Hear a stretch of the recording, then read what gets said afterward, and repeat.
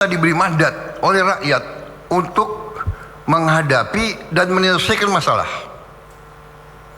Jadi kita tidak boleh takut dengan masalah. Kita tidak boleh takut dengan kesulitan. Kita tidak boleh takut dengan kekurangan. Kita faham, seluruh bangsa faham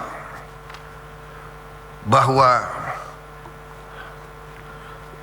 gaji guru-guru kita kurang. Kita faham bahwa lapangan kerja kita kurang. Kita faham masih banyak kemiskinan ekstrim. Kita faham, ini semua masalah kita faham. Kita mengerti. Justru ini yang kita dipilih, diberi mandat untuk kita selesaikan. Kita faham ada ketimpangan di masyarakat kita. Tapi terus terang saja saya katakan di mana-mana, saya sendiri sebagai presiden, sebagai yang diberi mandat bersama saudara wakil presiden, kita disumpah, saya sendiri tidak menduga sesungguhnya betapa beberapa masalah itu sangat di luar perkiraan kita. Terjadi suatu distorsi terhadap perekonomian kita. Telah terjadi mengalir keluar under invoicing, pemalsuan laporan.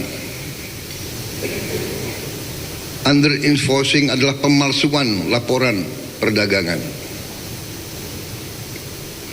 Praktek-praktek transfer pricing, praktek-praktek penyelundupan, hal-hal yang sesungguhnya sungguh tidak masuk akal dan sesungguhnya tidak adil bagi bangsa kita.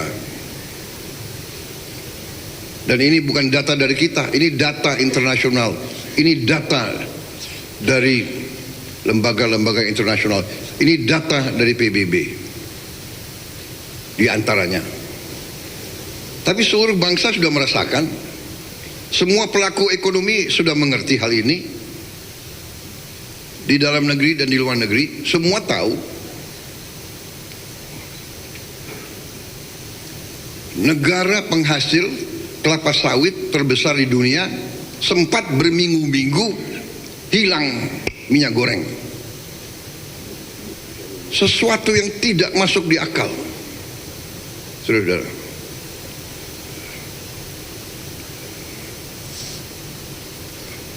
Jadi saudara-saudara, kita dihadapi dengan masalah yang sangat besar.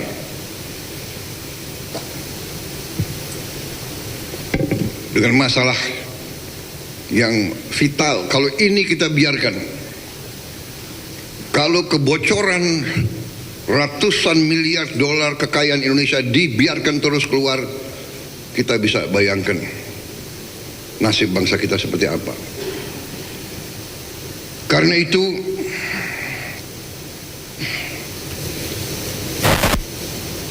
saya ingatkan, kita diberi mandat untuk menyelesaikan masalah, dan seharusnya kita bangga bahwa ternyata dalam kurun waktu ini telah banyak masalah dan kesulitan yang telah kita selesaikan. Mungkin hitungan kita terakhir lebih dari 108 masalah, 110 masalah yang kita selesaikan dalam 1 tahun lebih, 18 bulan pemerintahan kita. Ini prestasi yang bukan kecil. Kita rendah hati. Kita tidak mau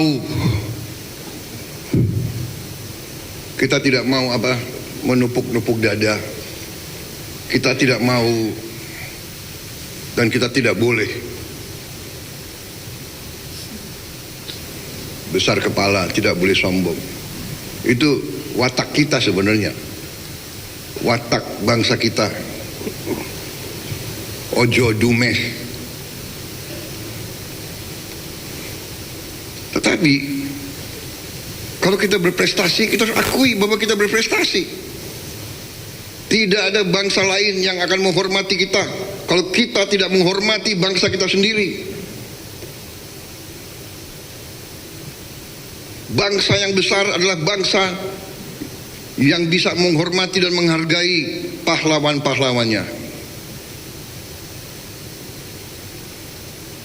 Bangsa yang besar adalah bangsa yang bisa memahami kesulitan dan tantangan yang dihadapinya, tapi juga bisa menghormati dan menghargai prestasi yang dia capai. Saudara-saudara, tanpa kita sadar, karena kita sibuk dengan bekerja, kita ternyata dalam tahap ini ada hal-hal yang sangat membanggakan. Saudara-saudara, setiap negara, setiap perekonomian itu pasti diukur, dan kita punya ukuran. Kita harus bertanya, apakah bangsa itu bisa memberi pangan, memberi makan untuk rakyatnya? Itu yang paling mendasar. Untuk apa kita merdeka? Untuk apa kita punya NKRI? Kalau kita tidak bisa memberi yang paling dasar dari sebuah peradaban. Yang paling dasar adalah makan, pangan. Kalau ada orang-orang pintar mengatakan bahwa ada yang lebih penting dari perut yang lapar, ya saya persilakan, saudara-saudara. Yang saya tahu dari sejarah ribuan tahun peradaban manusia, tidak ada masyarakat yang bertahan tanpa pangan. Punah, peradaban punah kalau tidak ada makan. Untuk menjamin pangan perlu air, perlu lingkungan yang dilestarikan, perlu lahan yang subur, perlu kebijakan yang benar. Kita bertanya sekarang, apakah harga pangan terkendali? Apakah pupuk tersedia untuk rakyat, untuk petani dalam harga yang terjangkau? Kita bertanya, apakah anak-anak sekolah memperoleh makanan bergizi di sekolah? Saudara-saudara, saya diserang karena ingin memberi makan bergizi untuk anak-anak Indonesia. Memberi makan untuk anak-anak Indonesia, untuk ibu-ibu hamil, untuk orang-orang lansia, dianggap pemborosan. Tapi ribuan triliun yang menguap, yang pergi dari bumi Indonesia tiap tahun selama 34 tahun, tidak ada komentar. Tidak ada pakar yang protes. Tidak ada investigasi.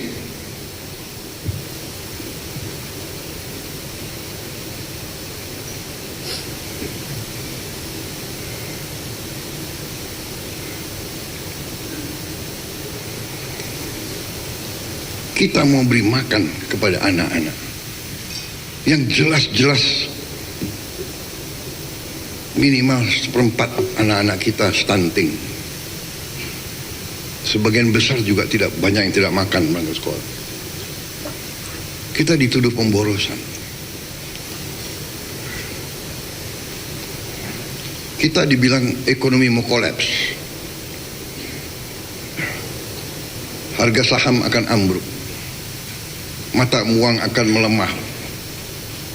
Alasannya karena boros.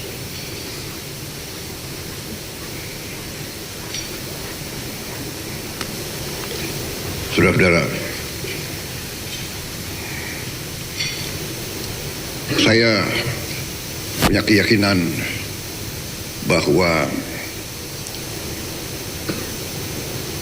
fundamental pemikiran ekonomi dan politik bernegara yang disusun oleh pendiri-pendiri bangsa kita, saya punya keyakinan bahwa itu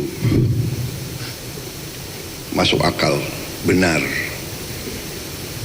Undang-Undang Dasar 1945 lahir dari perjuangan lama, lahir dari pengalaman penjajahan, lahir dari imperialisme. Apa arti imperialisme? Imperialisme artinya adalah diambilnya kekayaan sebuah bangsa oleh bangsa lain.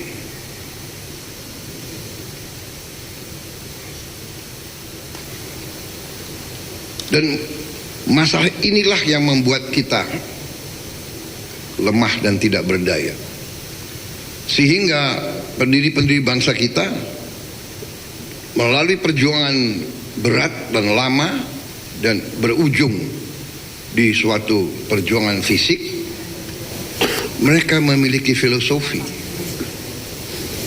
Mereka telah merumuskan suatu filosofi.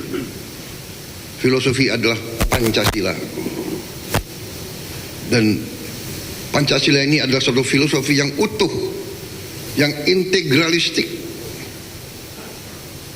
Di situ ada pemahaman ekonomi. Ekonomi Pancasila harus ekonomi yang juga berkeadilan. Dan itu jelas-jelas tertera, tercantum dalam Undang-Undang Dasar 1945 ya, yang sedang kita jalankan. Kita sedang menjalankan Undang-Undang Dasar Negara Republik Indonesia tahun 1945. Kita sedang menjalankan pasal 33. Perekonomian disusun sebagai usaha bersama berdasarkan azas kekeluargaan.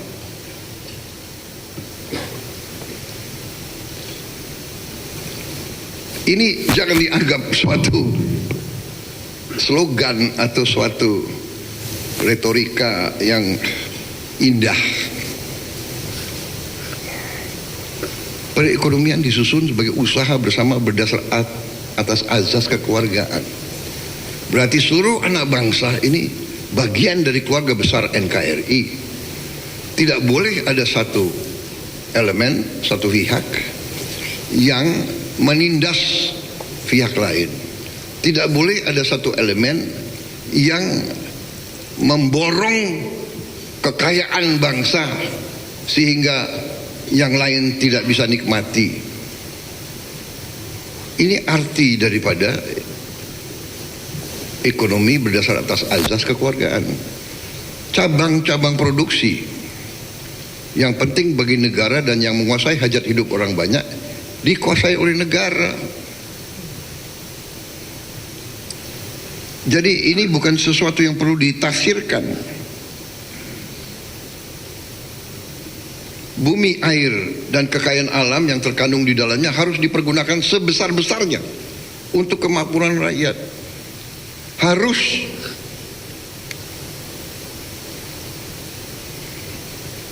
Digunakan, ya. Dikuasai oleh negara dan dipergunakan untuk sebesar-besar kemakmuran rakyat. Saudara-saudara, juga kita juga melihat pasal 34 ini perintah undang-undang, fakir miskin dan anak-anak yang terlantar dipelihara oleh negara. Ini sedang kita jalankan. Pasal 3 untuk mengamankan sumber daya ekonomi supaya kita dapat uang. Dari pasal 3 kita menjalankan pasal 34. Jadi itulah, kita tidak boleh membiarkan anak-anak orang miskin terus miskin. Kita tidak boleh membiarkan anak-anak tidak ada harapan sekolah.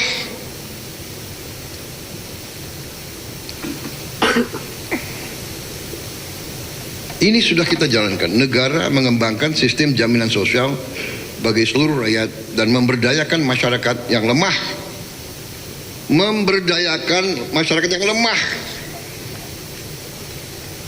dan tidak mampu sesuai dengan martabat kemanusiaan.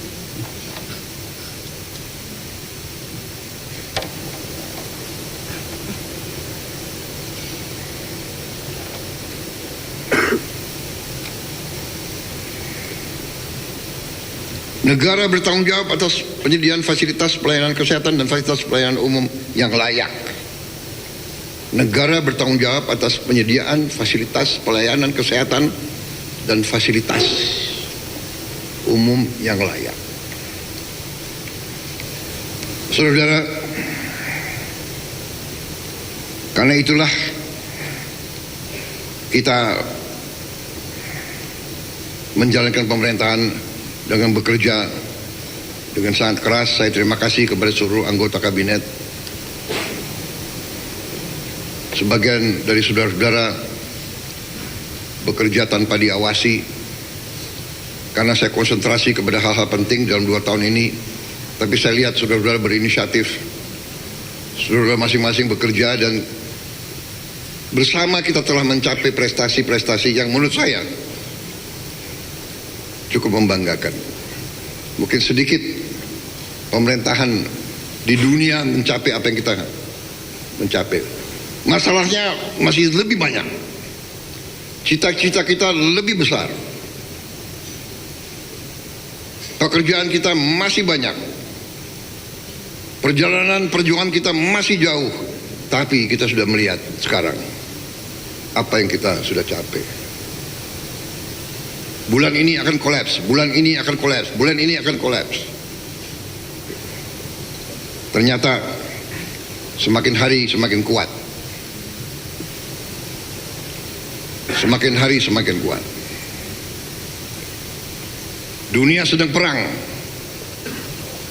Banyak negara termasuk risau dan panik masalah pangan. Kita sudah duluan swasembada pangan. Masalah energi pun kita menghadapi kesulitan, tapi kita lebih siap dari yang lain. Ini bukan untuk membuat kita lengah. Ini bukan untuk membuat kita cepat puas, tidak. Tapi saudara-saudara, capaian kabinet merah putih yang 110, 112 masalah itu saya minta dibagikan ke saudara-saudara sekalian, mudah-mudahan ada, ya. Bukunya sudah dibagikan. Sudah dibagikan. Hah? Iya, dibagikan, bukan disiapkan. Saya minta dibagikan. Jadi ada di depan para menteri dan wakil menteri. Bagikan sekarang, kalau ada.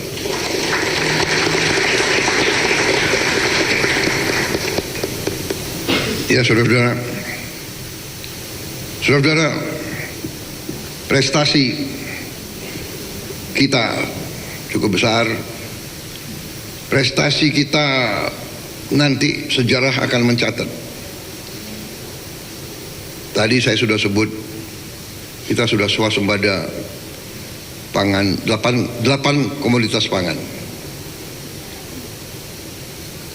Cadangan beras kita tertinggi selama sejarah NKRI. Nilai tukar petani kita tertinggi selama sejarah NKRI. Kita sudah mencetak atau menghasilkan B50 solar dari kelapa sawit 50%. kita tidak import lagi solar. Yang waktu itu banyak juga perlawanan.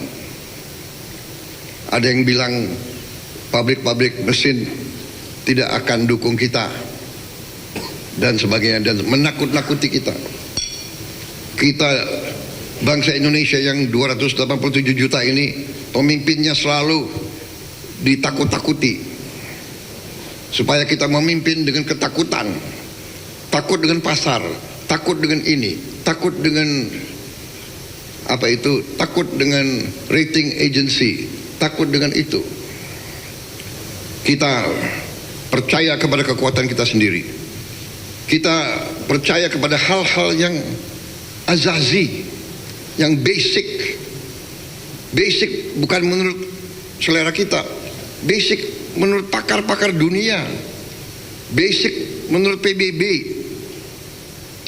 Sustainable Development Goal. Saudara-saudara, PBB sudah meramalkan bahaya kelaparan, food, energy, water, bahaya kelaparan. Mereka canangkan SDG pertama untuk semua bangsa di dunia. SDG pertama adalah no poverty. Tidak ada kemiskinan.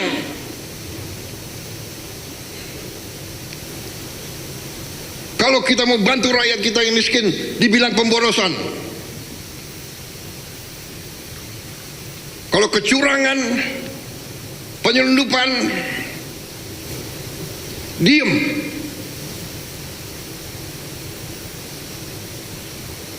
Orang besar kasih kredit terus triliunan. Orang kecil nggak boleh terima apa-apa. Zero hunger, zero hunger. Tidak boleh ada orang Indonesia yang lapar. Saya minta belajar, kita belajar dari negara-negara lain. Jangan malu belajar. Kirim tim ke India, kirim tim ke Brazil, kirim tim ke Tiongkok, kirim tim ke negara-negara Vietnam. Belajar bagaimana mereka hilangkan kelaparan. Tidak boleh anggota G20 Indonesia ada rakyat yang lapar.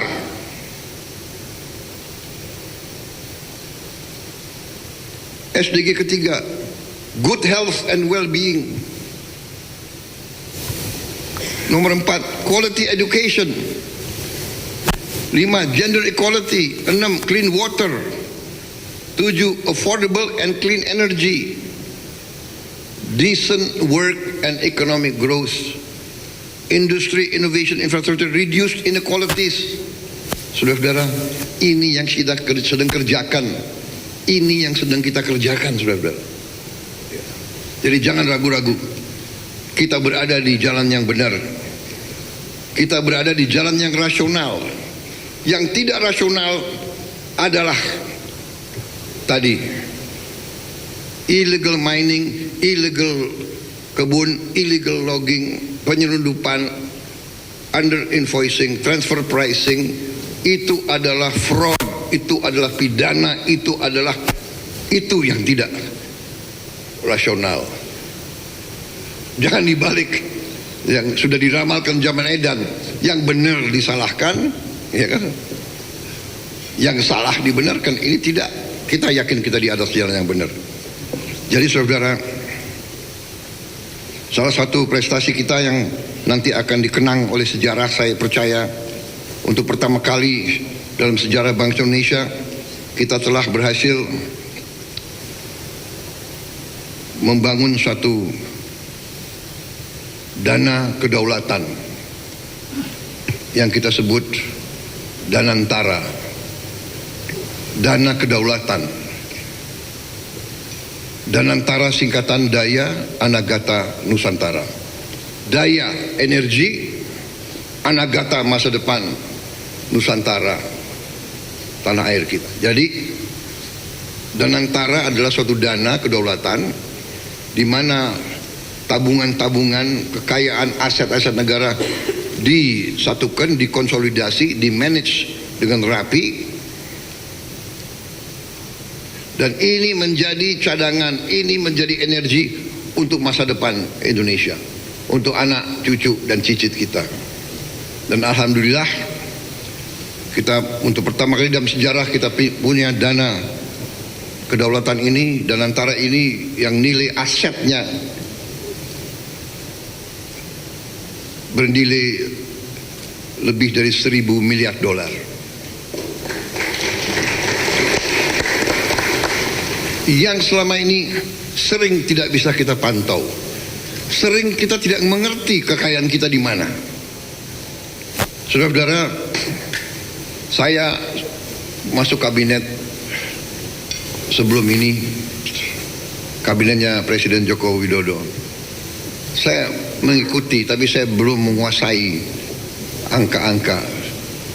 Saya sendiri anggota kabinet, saya mengira bahwa jumlah BUMN itu berkisar di antara 300 sampai 350. Saya kaget. Waktu saya jadi presiden, saya diberi laporan BUMN itu jumlahnya 1077. Dan ini harus kita cek lagi. Ada BUMN yang bikin anak perusahaan, dia bikin lagi cucu perusahaan, dia bikin lagi cicit perusahaan. Dan saya terima kasih, saya bangga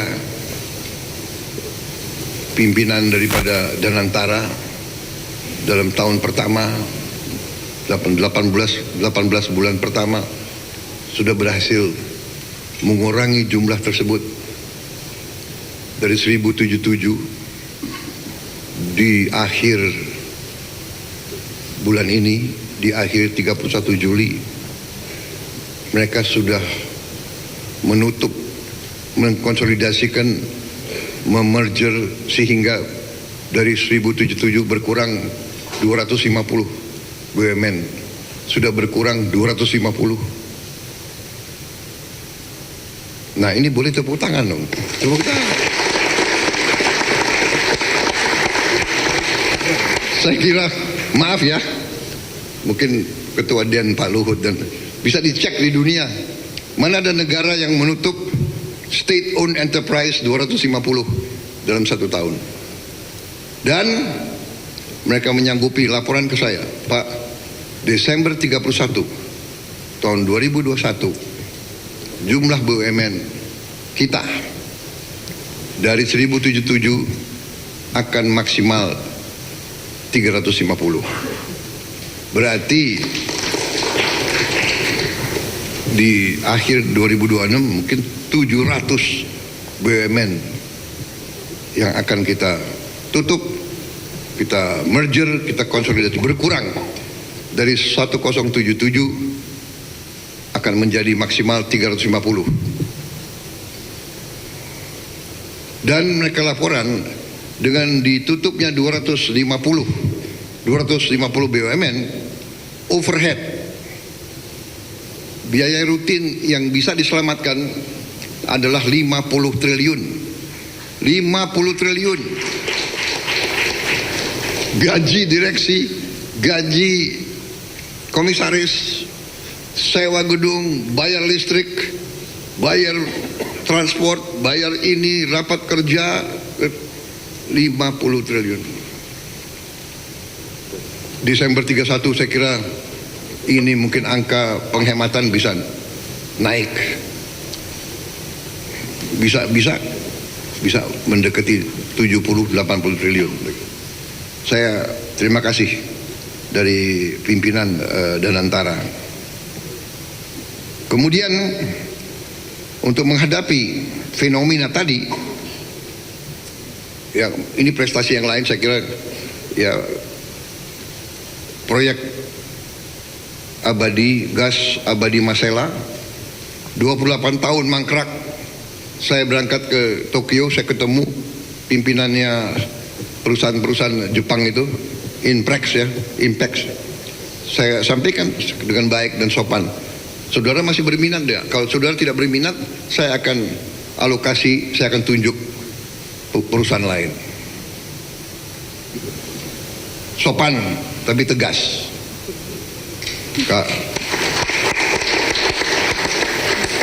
Ya sebagai bangsa Indonesia yang ramah, nggak mungkin kita kasih ultimatum kan? Bukan ultimatum itu, himbauan. Benar itu. Saya, yang mulia, apakah Jepang masih berminat?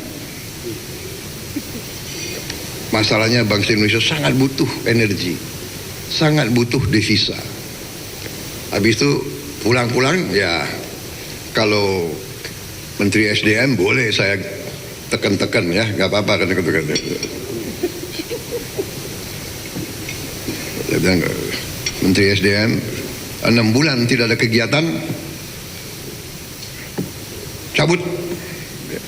Sekarang kita tidak toleransi. HGU, HGB, SIUP, izin kita beri. 2 tahun tidak ada kegiatan, 2 tahun tidak ada kegiatan, cabut. Untuk mengatasi apa itu, segala praktek under invoicing etc ya, laporan palsu, saya kumpulkan KKSK ya, Menteri Keuangan, Bank Indonesia dengan OJK dan tim ekonomi kita telah kumpul di Istana Merdeka. Ketua DEN hadir dengan beberapa penasihat-penasihat bidang ekonomi. Waktu itu saya gambarkan, saya minta pendapat mereka semua. Apa kita mau teruskan ini?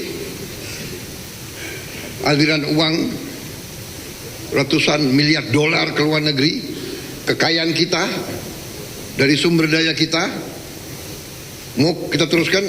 Mereka semua bilang tidak bisa Pak, jangan kita teruskan. Bagaimana caranya kita tidak teruskan? Akhirnya diusulkanlah sistem ekspor satu pintu untuk komoditas-komoditas milik bangsa dan negara.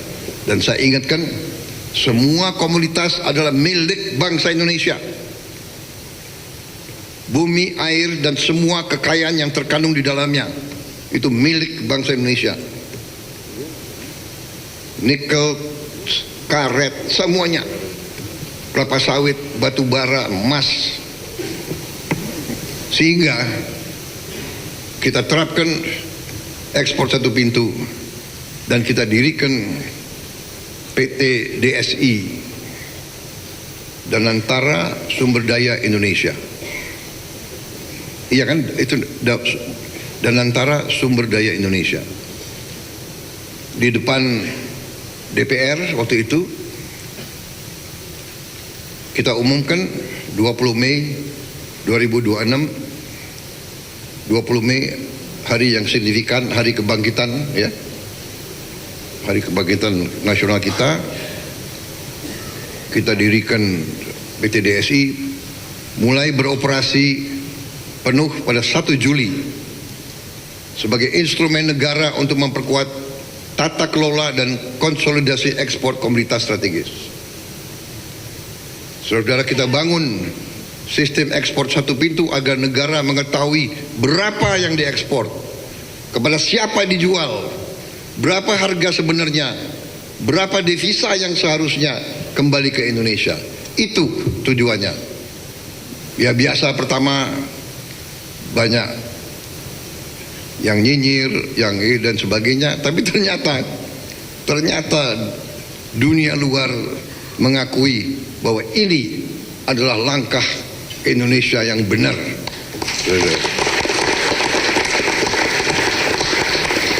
Ada kekuatan-kekuatan, kelompok-kelompok tertentu yang selalu ingin Indonesia kolaps. Saya tidak mengerti dia itu anak bangsa mana, saya tidak paham. Saya tidak paham benar-benar, ya kan? Selalu meramalkan kolaps yang nggak bagus gitu, ya kan? Jadi sebetulnya itu bukan ramalan, menurut saya itu doa dia bahwa Indonesia kolaps, doa dia bahwa Indonesia terus miskin. Sehingga saya benar-benar meragukan di mana patriotisme dia.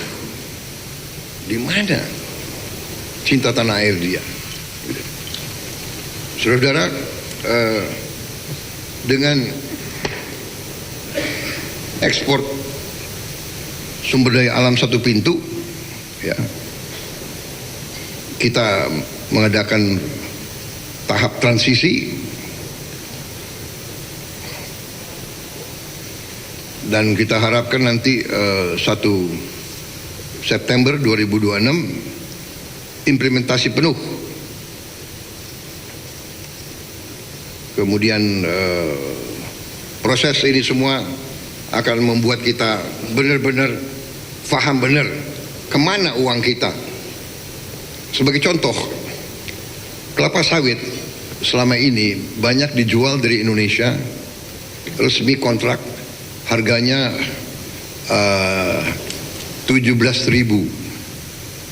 CPO ya, 17.000 per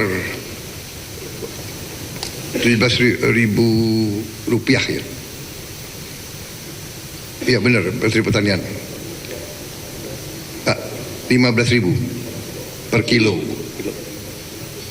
Pada harga di internasional, harga di Eropa, di Rotterdam itu 27.000. Kita 14.000, 15.000, mereka harga sebenarnya 27.000. Siapa yang nikmati 13.000? Hampir 50%.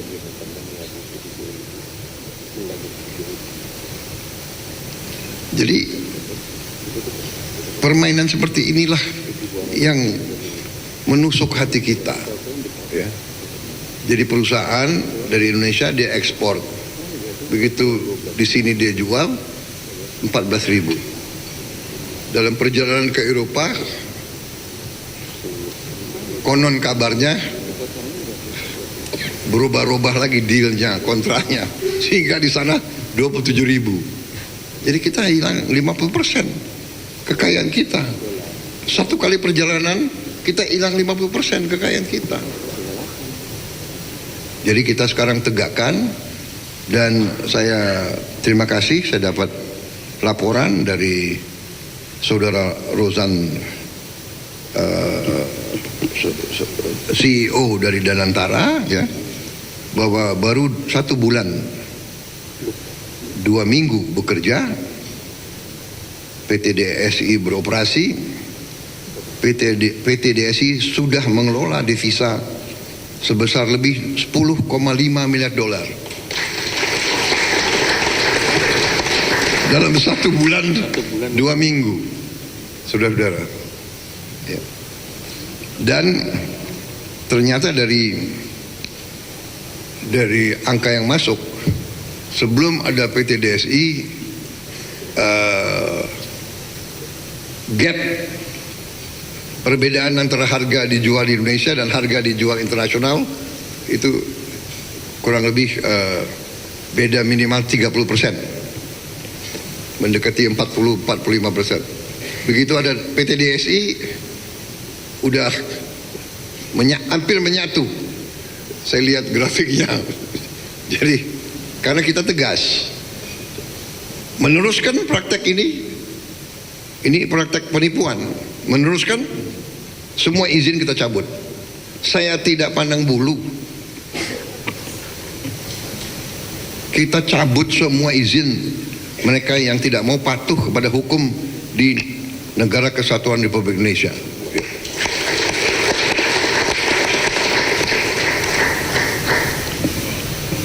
Saudara-saudara, tentunya kita tidak boleh cepat puas, ya. Tapi kita sudah melihat langkah-langkah kita sekarang, bahwa tadinya kita ditakut-takuti. Ada rating agency, ya, global rating agency, nanti akan kasih raport jelek Indonesia. Kita akan diturunkan supaya nanti nggak ada yang mau invest di Indonesia.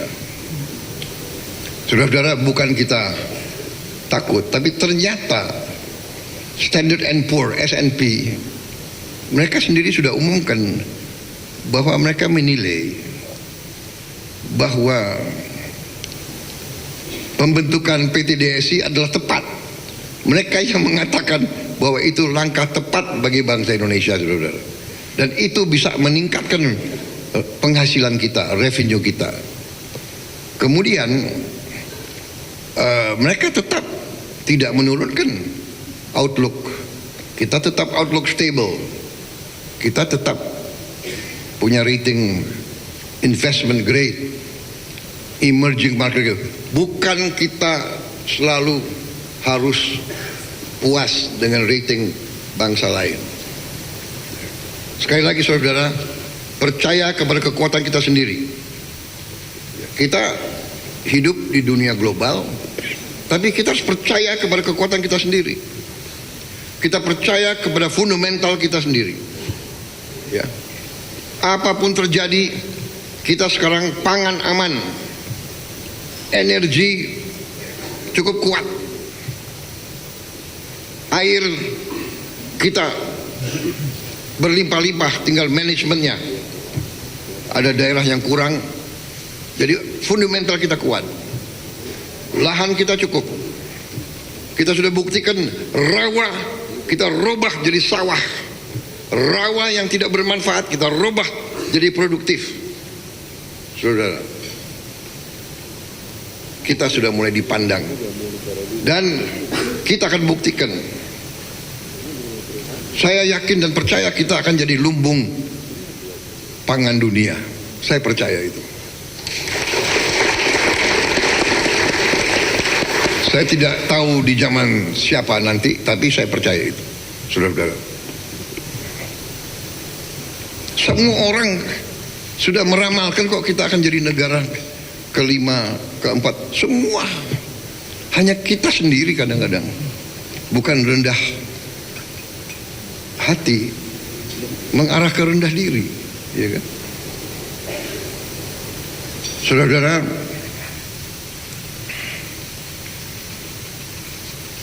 kita yakin bahwa kita berada di arah yang benar, tapi kita juga waspada, ya. Kita koreksi diri. Kita tahu bahwa efisiensi kita masih kurang, regulasi kita terlalu banyak, peraturan kita terlalu banyak. Ya, saya tegaskan di sini, kita harus sederhanakan pemerintahan. Kita akan mulai melaksanakan atau sudah merintis ke arah digitalisasi pemerintahan dengan GovTech dan program-program lainnya. Saya berharap nanti single national identity card bisa dieksekusi, bisa diimplementasi dengan sebaik-baiknya. Ya, kita terus sederhanakan peraturan-peraturan menteri dan sebagainya, harus juga sinkron dengan nafas penyederhanaan, deregulasi, dan efisiensi. Saudara-saudara, kita juga salah satu prestasi kita adalah kita sekarang memiliki sistem perlindungan sosial, menurut saya salah satu terkuat di dunia, salah satu. Kalau kita ikuti semua program-program ini, dan program-program ini adalah hasil dari pemerintah-pemerintah sebelum kita. Saya selalu mengakui, tidak ada pembangunan bangsa, tidak ada transformasi bangsa yang sepotong-sepotong. Ini adalah long march. Semua yang kita miliki dari Bung Karno, dari Pak Harto, dari Pak Habibie, dari Gus Dur, dari Megawati, dari Presiden SBY, dari Pak Jokowi. Semua yang kita miliki sekarang hasil dari kerja keras mereka, hasil dari kerja keras pemerintah mereka.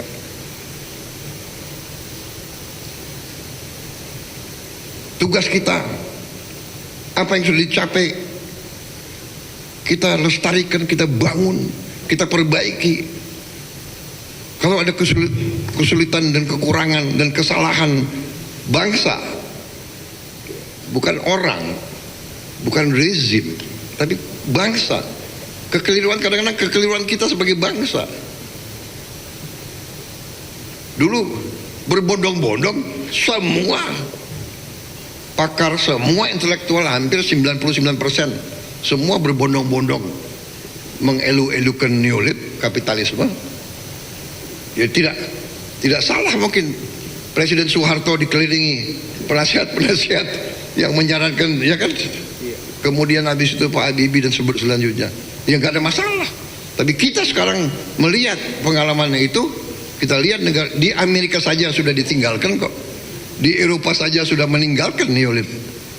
Masa kita mau teruskan? Jadi ini saya tegaskan.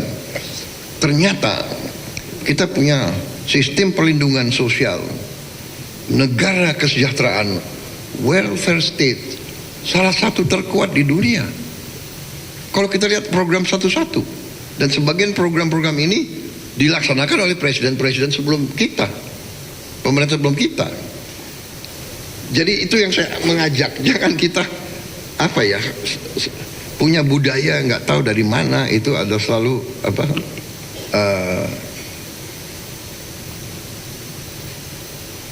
selalu mencari kekurangan dan kesalahan, habis itu mencaci maki pemimpin, walaupun pemimpin sudah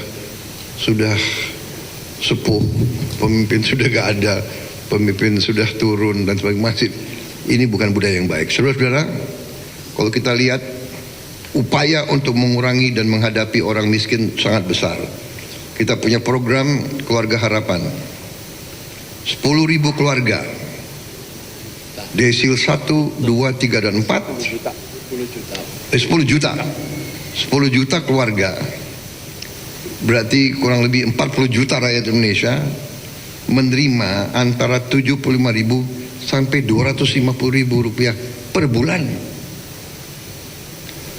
Sekolah rakyat, anak-anak dari desil yang paling miskin, total yang diterima itu 4 juta per bulan.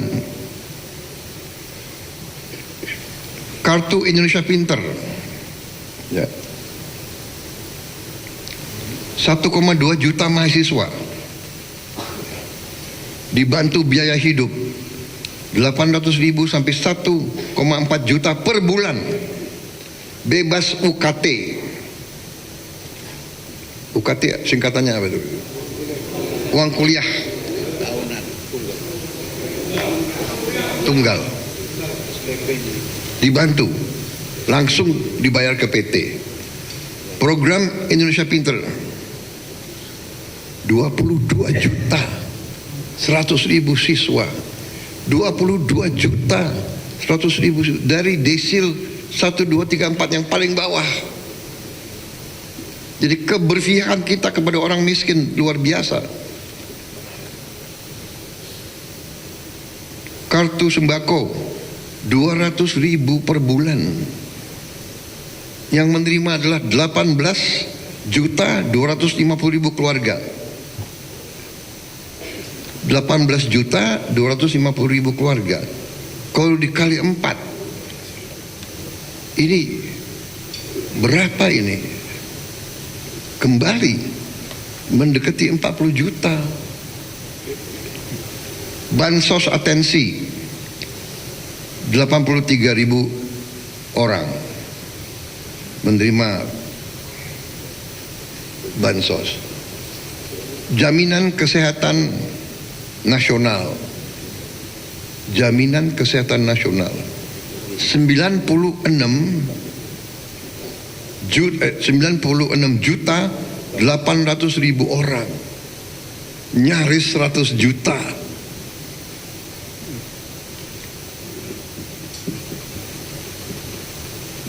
Dua 20 kali lebih besar dari Singapura. 3,5 kali lebih besar dari Malaysia. Kita beri jaminan. Bantuan pemberdayaan sosial ekonomi, bantuan stimulan perumahan swadaya 20 juta per rumah, 400.000 penerima manfaat. Nanti saya minta Menteri Perumahan, Menteri Sosial dikaji kembali apakah ditambah penerima manfaat sehingga indeksnya bisa dikurangi, ya, dengan mungkin kita tidak kasih uang tapi kasih bahan, ya, kasih semen, kasih genteng, kasih kayu, atau kasih baja ringan dan sebagainya, supaya lebih banyak bisa menerima. Fasilitas likuiditas pembiayaan perumahan FLPP 727.000 per bulan untuk 1.877.747 rumah tangga. Bantuan bencana, saudara-saudara, ya, cukup besar bantuan bencana kita.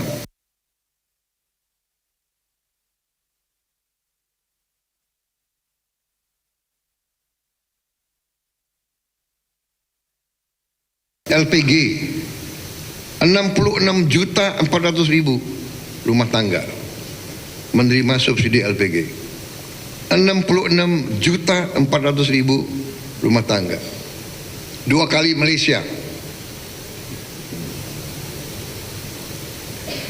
12 kali Singapura.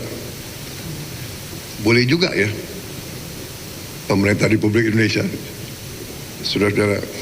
Saudara bangga jadi menteri, bangga jadi pemerintah Indonesia, ya.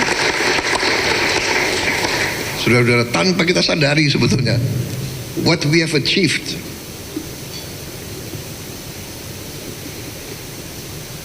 Dan selalu saya katakan, saudara-saudara, marilah kita sadar ini prestasi kita bersama dari zaman Bung Karno sampai sekarang.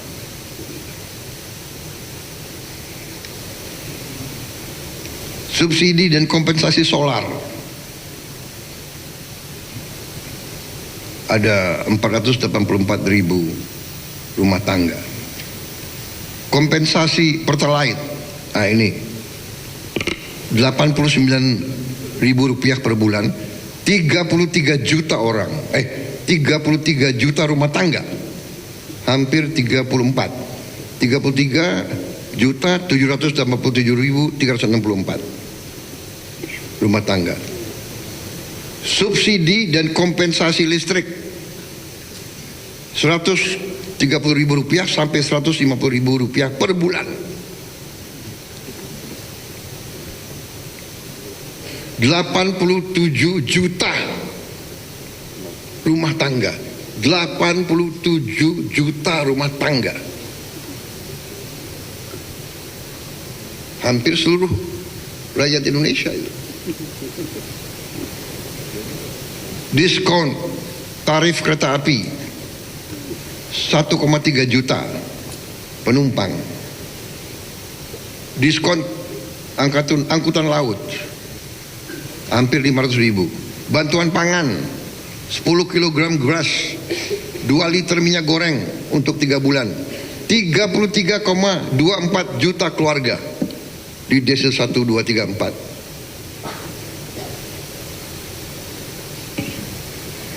Tunjukkan negara mana seperti kita.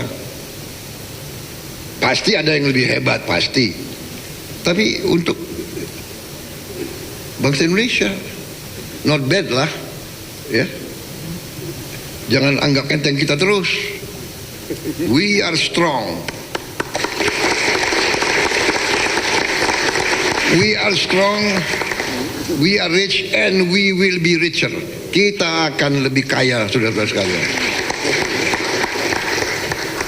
Karena kita tidak mau jadi lugu lagi. Kita terlalu lugu, terlalu naif, ya, terlalu baik. Wartawan masih ada ya? Masih ada. Makan bergizi gratis, MBG. Ya.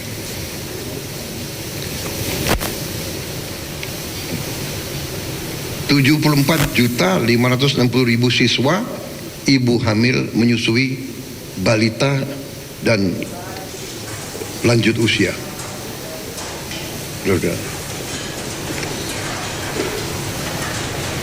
Cek kesehatan gratis 130.800.000 orang ini. Pertama kali, kalau ini pertama kali cek kesehatan gratis itu. Ya. Kita cek, tahu kondisi, tahu masalah, tahu apa yang kita harus kerjakan sekarang. Ternyata rakyat kita banyak sekali yang sakit gigi, giginya rusak. Artinya dokter gigi kurang. Tapi kalau kita nggak tahu bagaimana? Program afirmatif 150.000 sarjana S1 fresh graduate magang 6 bulan.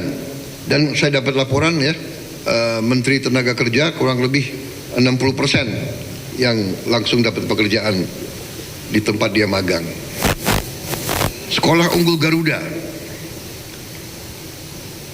9.500.000 per bulan.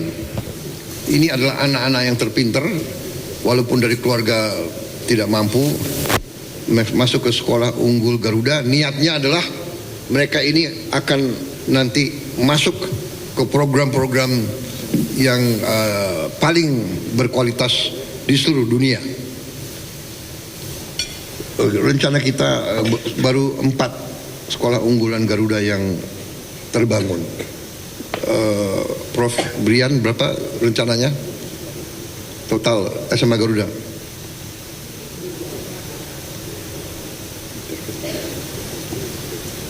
Beasiswa LPDP 23.289 mahasiswa untuk dalam negeri dan luar negeri. Beasiswa S1 Garuda, beasiswa S1 Unhan, beasiswa Sekolah Taruna Nusantara, subsidi pupuk Rp334.166 per bulan. Penerimaan manfaat 14.205.757 petani dan pembudidaya ikan menerima subsidi pupuk.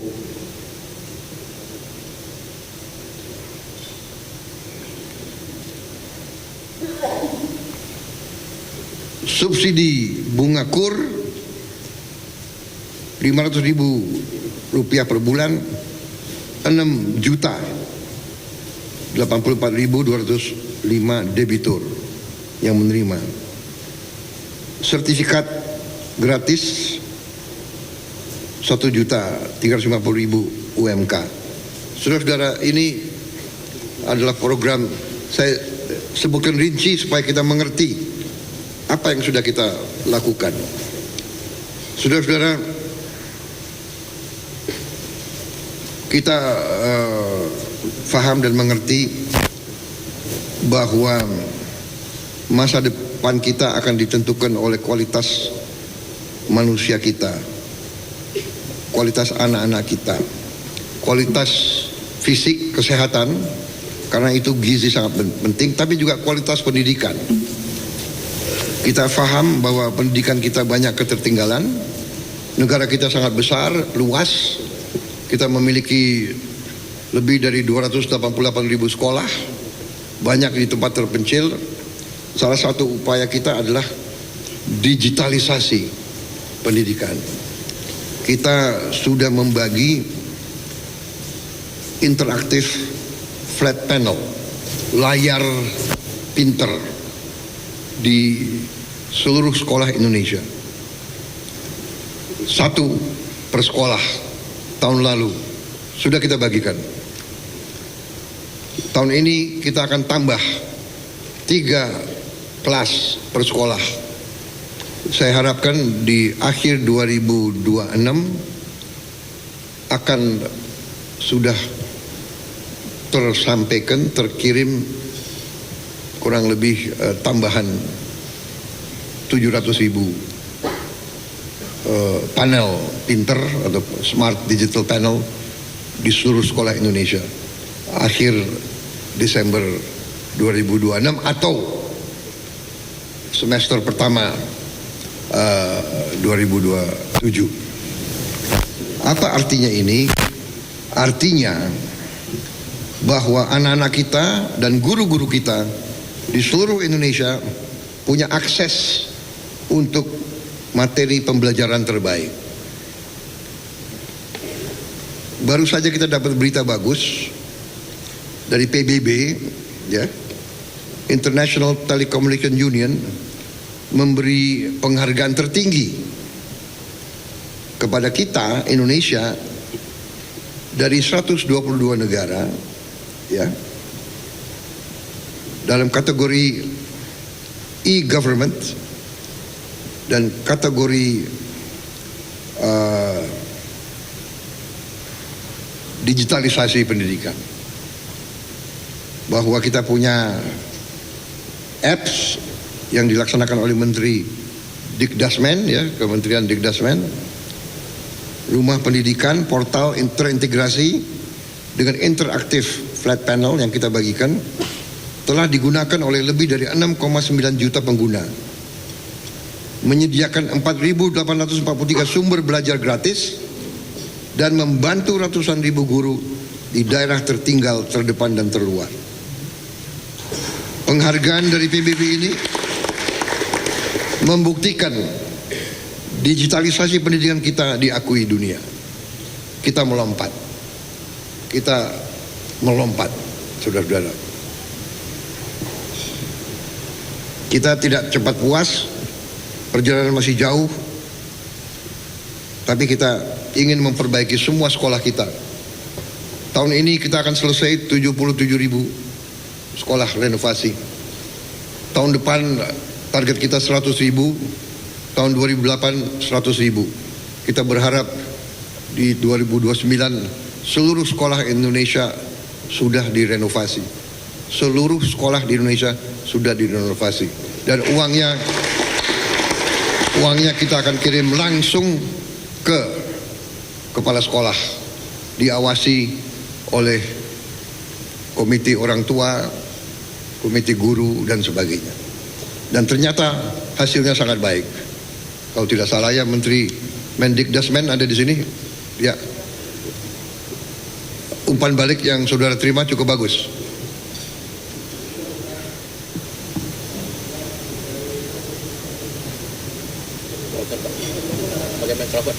Ya. Baik, terima kasih.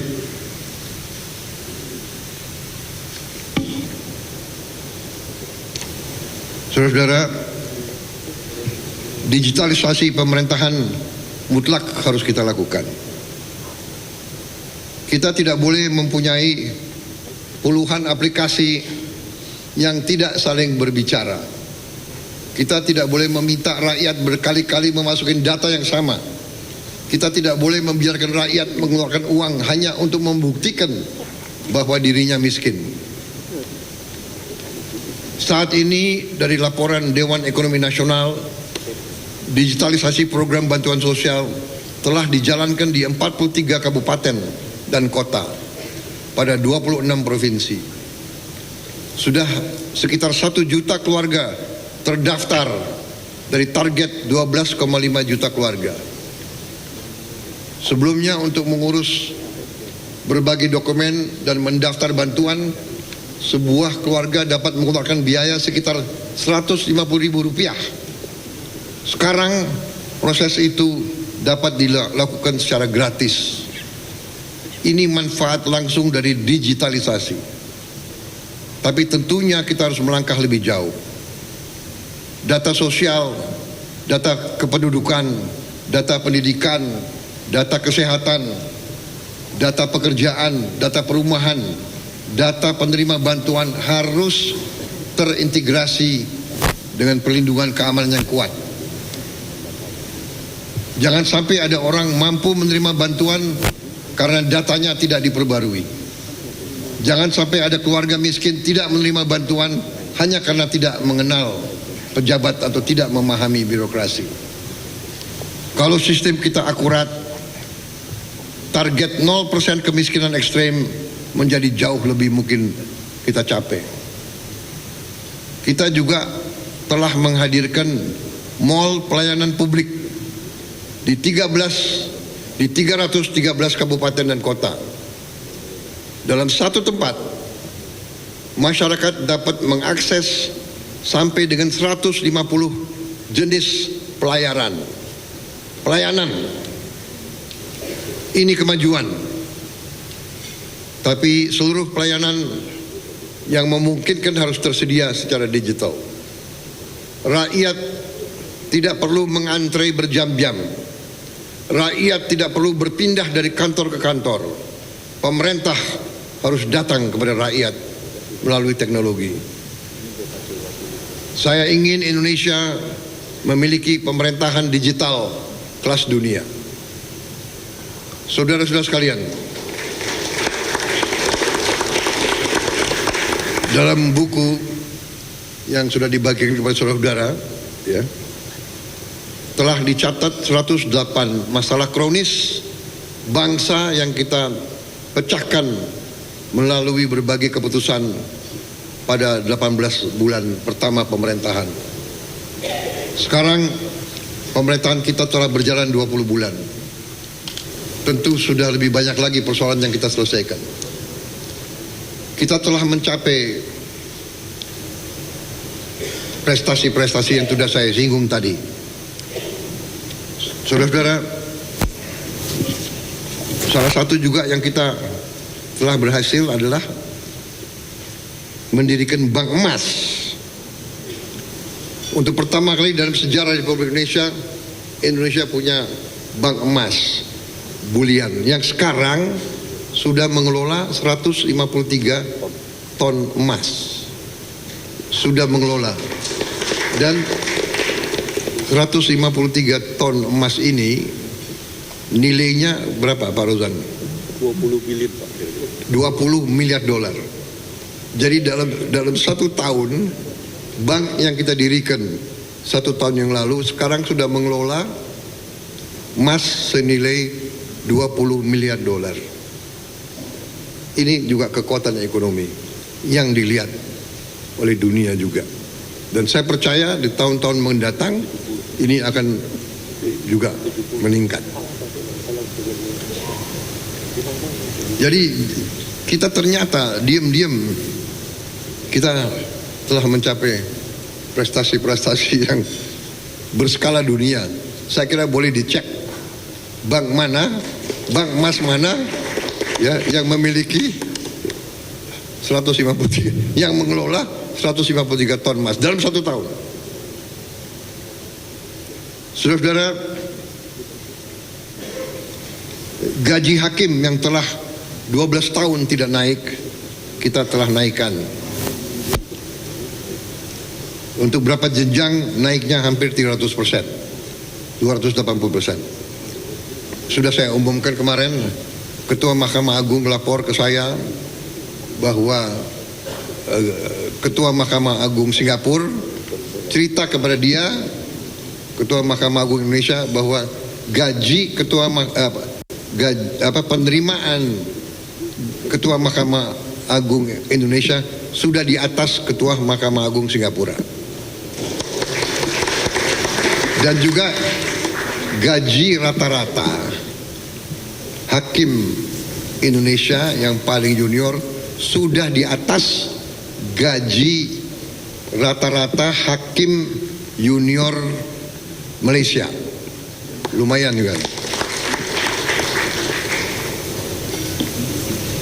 Kita ingin hakim-hakim kita hidup baik. Saya juga perintahkan Menteri Perumahan prioritaskan rumah-rumah untuk hakim.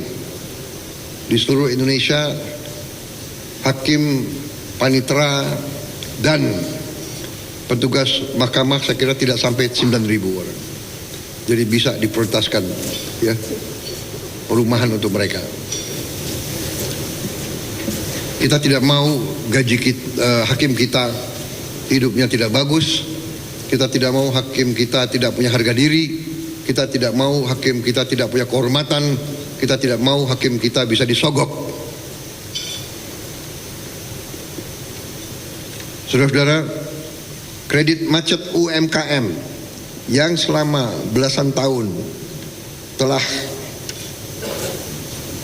menghambat para pengusaha kecil kita untuk meneruskan pekerjaan dan usaha mereka, kita telah selesaikan sejak November 2024. Kita telah beri pengampunan ke mereka. Juga mulai dari sampai dengan Juli 2026 dari 5.000 jembatan desa yang sangat diminta oleh rakyat desa 5.000, kita sudah selesaikan 1.000 sudah dibangun dan sisanya bisa selesai dalam waktu dekat. Akhir tahun 2026 kira-kira berapa Kepala Staf Angkatan Darat sebagai Ketua Satgas? 5.000 akan selesai 2026. Bagus, terima kasih.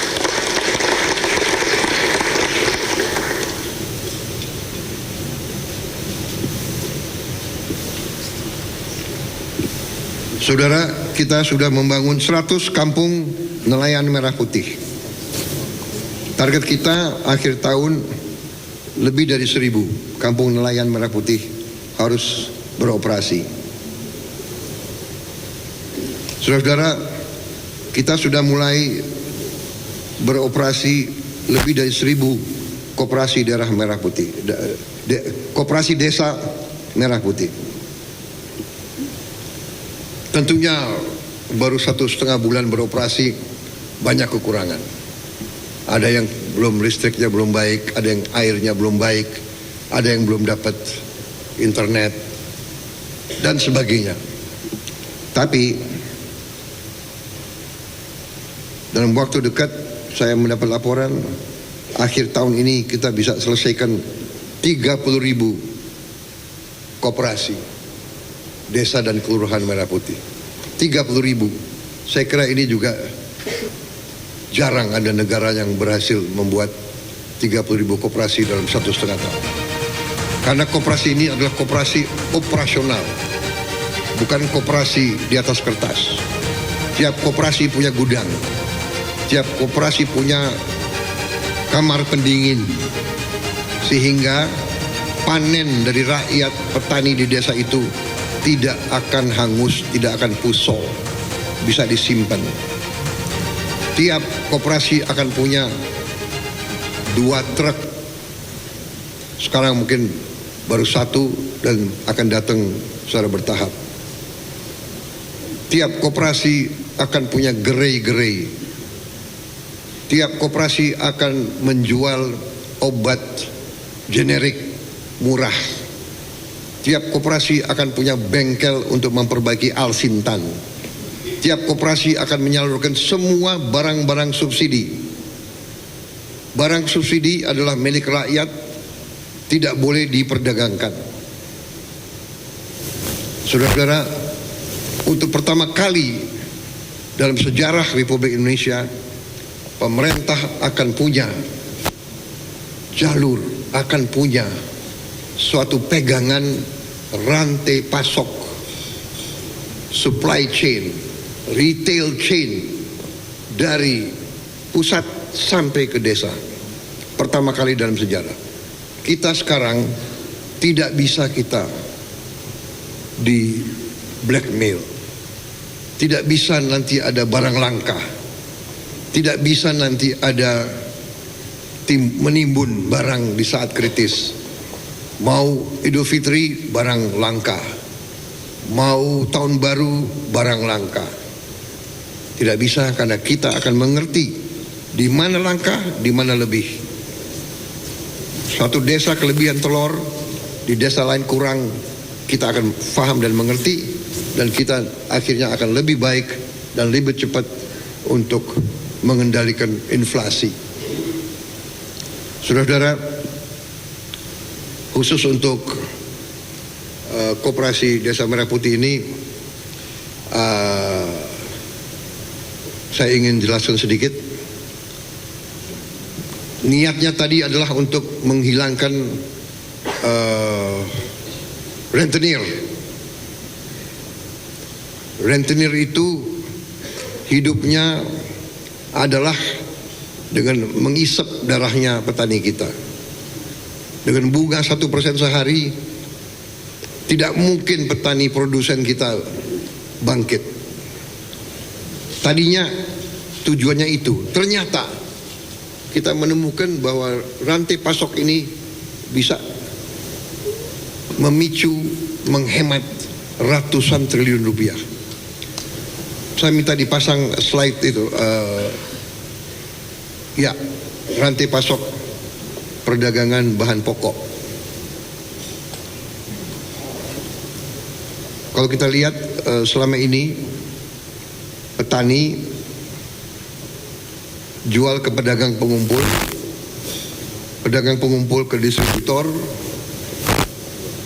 distributor ke subdistributor, subdistributor ke pedagang grosir ke pedagang retail. 1, 2, 3, 4, 5 pihak, baru ke konsumen. Ternyata setelah diriset oleh Menteri Pertanian,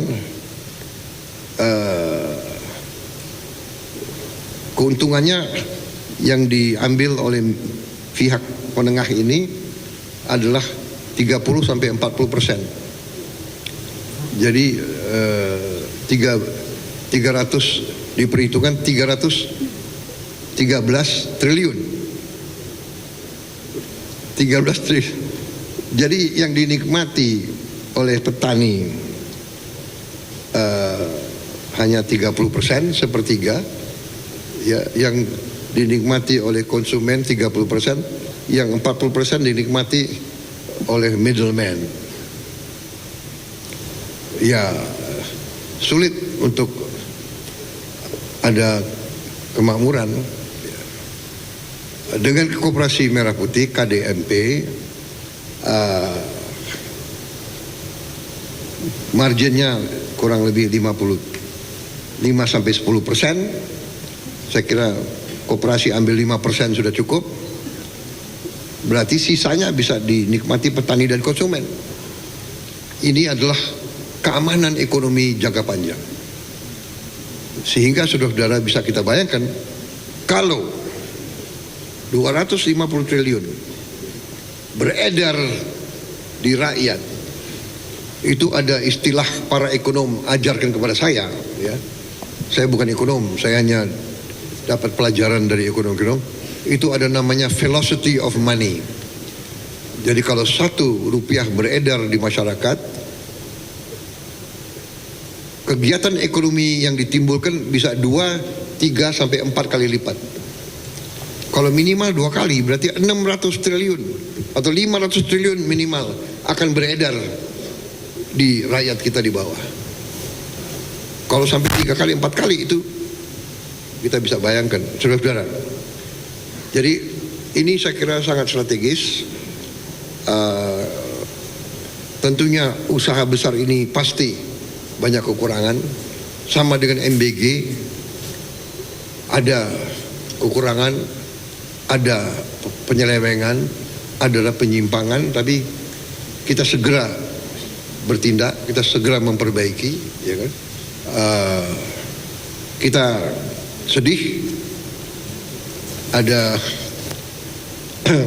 oknum-oknum, ada pribadi-pribadi yang ingin cari kekayaan dari sesuatu pekerjaan atau suatu usaha yang begitu besar, begitu mulia untuk rakyat. Tapi apa boleh buat, kalau itu memang penyakit harus kita hadapi. Dengan sedih kita tindak, ya. Dan kita terus akan tindak. Sekali lagi berkali-kali saya bilang bahwa percayalah kita tidak akan pilih kasih, kita tidak akan tebang pilih, kita tidak akan tidak bertindak terhadap penyelewengan. Tentunya kita butuh kearifan kadang-kadang. Waktunya kapan, bila mana, di mana, bagaimana. Ya. Karena kita ingin menyehatkan badan Indonesia. Kalau ada orang umpamanya kena kanker, jalan pintas bisa potong aja tangannya, atau potong aja kakinya, kan begitu kan. Tapi mungkin dengan ketepatan, dengan terapi, dengan teknologi, dengan kita bisa tanpa terlalu merusak badan. Sama, saya dapat pelajaran bahwa ekonomi suatu negara sama dengan badan kita.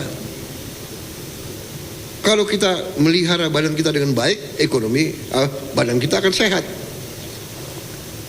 Sama, badan ekonomi kalau dipelihara dengan baik akan sehat. Tapi kalau diracuni dengan markup, dengan korupsi, dengan penipuan, dengan under invoicing, dengan transfer pricing, dengan pat gulipat, permainan antara birokrat sama pengusaha, antara bank kasih kredit ke itu saja, ya rusak, sakit. Nah, ini kita sedang perbaiki. Saya kira saudara-saudara, begitu banyak keputusan besar yang telah kita ambil, ya. Jadi saya rinci ini dalam sidang paripurna ini sebagai suatu tonggak evaluasi. What we have done, what we still have to do. Kita sudah mencapai ke sini. Ini untuk mendorong semangat kita. Ternyata benar. Ternyata kalau kebijakannya benar, niatnya benar, arahnya benar, sesuai dengan filosofi bangsa, sesuai dengan akal sehat, sesuai dengan itikat untuk mengabdi kepada rakyat, ternyata hasilnya real. Hasilnya real. Dunia sudah mulai mengakui, saudara-saudara sekalian. Saya kira itu dari saya sebagai pengantar, ya. Dan sekarang saya persilahkan kawan-kawan media untuk menikmati minum kopi di luar ruangan.